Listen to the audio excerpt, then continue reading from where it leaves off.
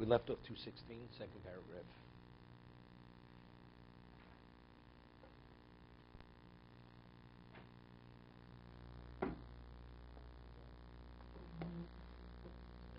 Thank you. Okay, this is very important. Hagadola shebetovos, shehitiv bohem abor le'odom. He says the greatest kindness, favor,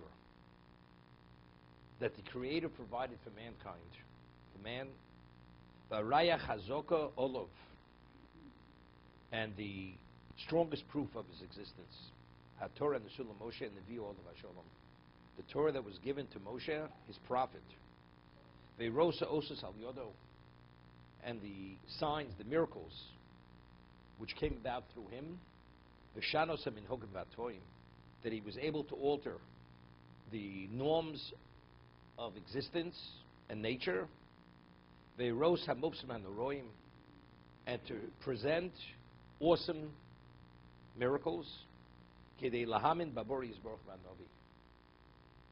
It's interesting. You know, I always say, a person builds a laboratory, $3 billion laboratory. And you take a person, as intelligent as he may be, without any background of understanding what the function is, and you say, figure it out yourself. You understand? Does that make any sense? You create such a laboratory. You have a course, an orientation, for the person to be able to know how to conduct himself and utilize that laboratory, because it has value. God creates a world. Unless he says, I'm here, and gives us an understanding of what its value is, how it should be utilized, it doesn't make any sense.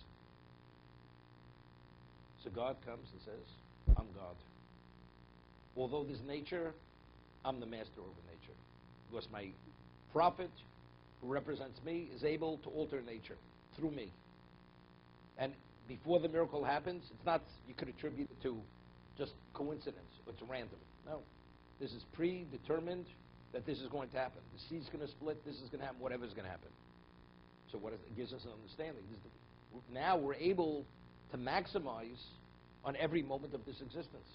This is the greatest favor Hashem has done for mankind, to give a person an understanding of what the value of his life is and how he should be able to maximize on every moment of that life, to be the greatest beneficiary. We absolutely needed that.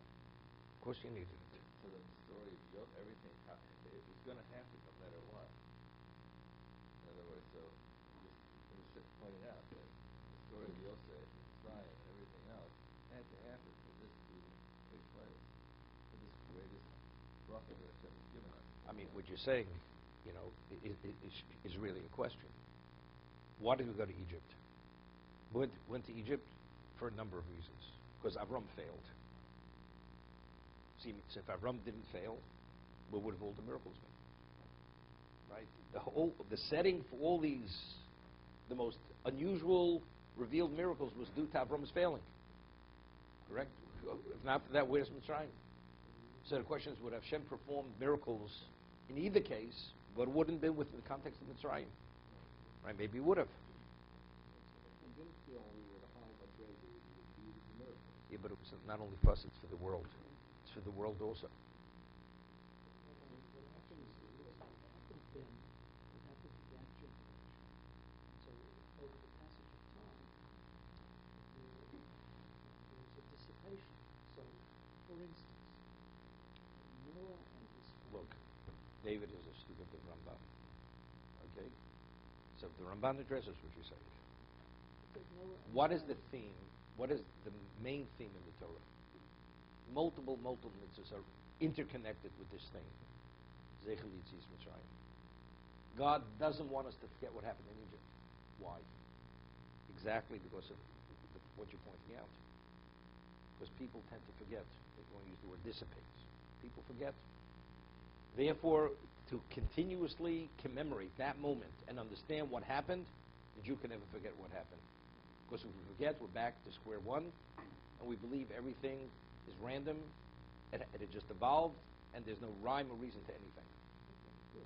But back to the matters we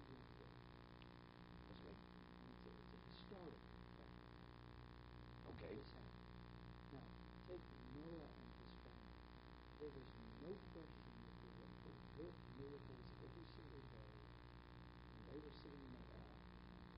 Every one of the members of that family could have no doubt that God was in control. And certainly when they came out and they saw that they were the only ones left, and they were the survivors, can you imagine? And yet, within a few generations of Let's talk about immediate. What about Chum? Yes. What's his behavior? Immediately. Immediate. Just after a few generations, it's as if nothing had happened. Exactly. Man has a short memory. Exactly. Okay? Doesn't make a difference. What about I give you the ultimate opportunity in your life and you pass on it? So therefore what? Sin and you're a fool. But Hashem gave this opportunity, this gift to us, which is how to utilize and how to invest our life, and made it obvious, and you can't deny his existence. We choose to abandon it. That's each person's choice. You have that choice. But if you're smart and responsible and appreciative, then you take advantage of what Hashem offered us. So Hashem didn't choose Noah and the Teva. He chose to see if it's strong for us to remember that event more than any other event. Well, it was the miracles of Egypt were a whole different level, even much greater than the Great Flood. He destroyed the world. They came out. Therefore, what? Here, each one of there's an argument how many miracles were in Egypt. Were there 50? Right? And then you make the whole mathematical calculation. We're talking about every aspect of it, whatever it is. And not only that, there was a whole different understanding. They were slaves. They were slaves. Noah wasn't a slave. Here, our masters were destroyed. Hashem destroyed our masters on our behalf. And we saw the process. He was forewarned. The more obstinate he became, the more God rained in on him. Every aspect of what happened, we had a full appreciation. They were affected. We weren't affected. Factually, Noah and his family weren't compromised. They were compromised. For a year, the world was destroyed. The Jews were not affected in Egypt by the Malchus. Not. I will discern between Egypt and the Jews. Their flocks, herds die, yours don't. They're affected by the hail, you're not affected by the hail. The predator animals come, they will be killed, you will not be killed. What's going on over here? It was a whole different level of understanding of who we are and who they are, and what God is doing for us, and how He's punishing them.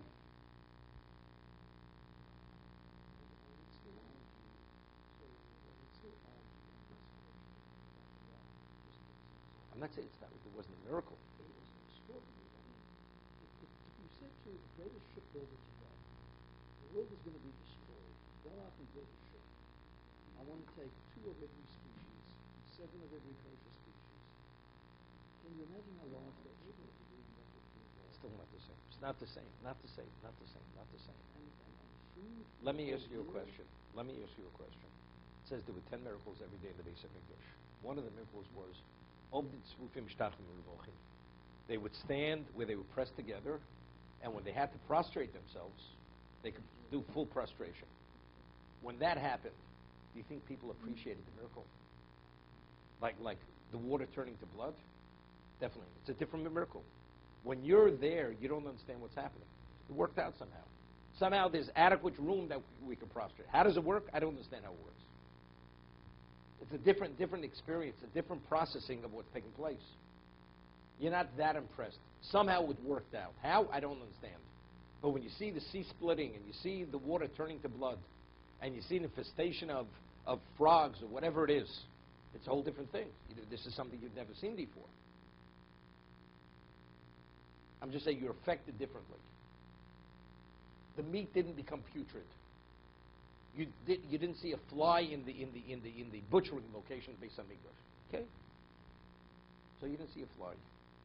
There's an expression, Ein bal nes makim niso. The one who's the beneficiary of the miracle very often doesn't appreciate the miracle. The person's on the battlefield and he's miraculously saved. The observer, he sees the miracle.